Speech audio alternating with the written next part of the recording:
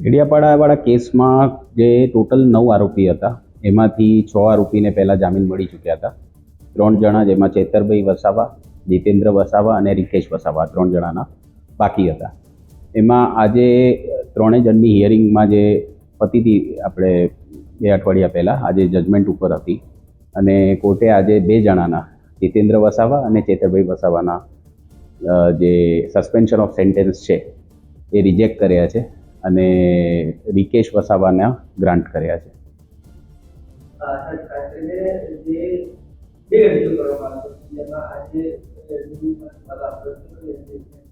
Suspension of સેન્ટેન્સમાં જે આજનો ચુકાદો છે સસ્પેન્શન ઓફ સેન્ટેન્સમાં છે. બીજી અરજી છે સ્ટે ઓફ કન્વિક્શનની, એટલે એના ઉપર તો અત્યાર સુધી હિયરિંગ જ નથી થઈ, એટલે એની જ્યારે હિયરિંગ થશે એના ડિસિઝન એ પ્રમાણે આવશે.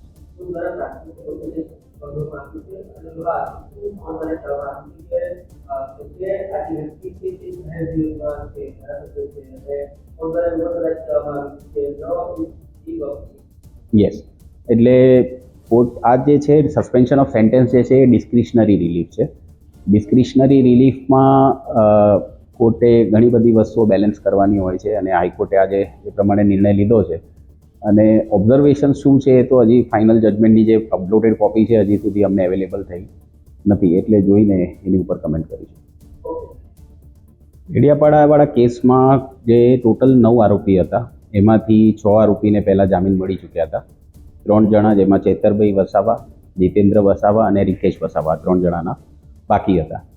એમાં આજે 3 જણની હિયરિંગમાં જે પતી હતી આપણે 2 અઠવાડિયા પહેલાં આજે જજમેન્ટ ઉપર હતી અને કોર્ટે આજે 2 જણાના જીતેન્દ્ર વસાવા અને ચેતરભાઈ વસાવાના જે સસ્પેન્શન ઓફ સેન્ટેન્સ છે એ રિજેક્ટ કર્યા છે અને રિકેશ વસાવાના ગ્રાન્ટ કર્યા છે.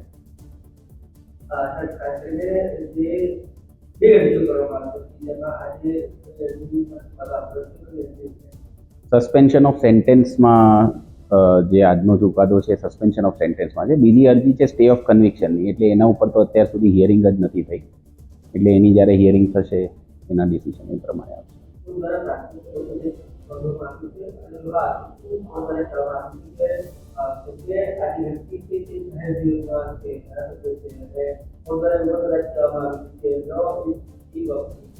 યસ, એટલે કોર્ટ આ જે છે સસ્પેન્શન ઓફ સેન્ટેન્સ જે છે એ ડિસ્ક્રિશનરી રિલીફ છે.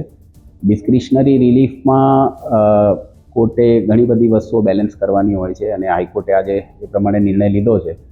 અને ઓબ્ઝર્વેશન શું છે એ તો હજી ફાઇનલ જજમેન્ટની જે અપલોડેડ કોપી છે હજી સુધી અમને અવેલેબલ થઈ નથી, એટલે જોઈને એની ઉપર કમેન્ટ કરીશું.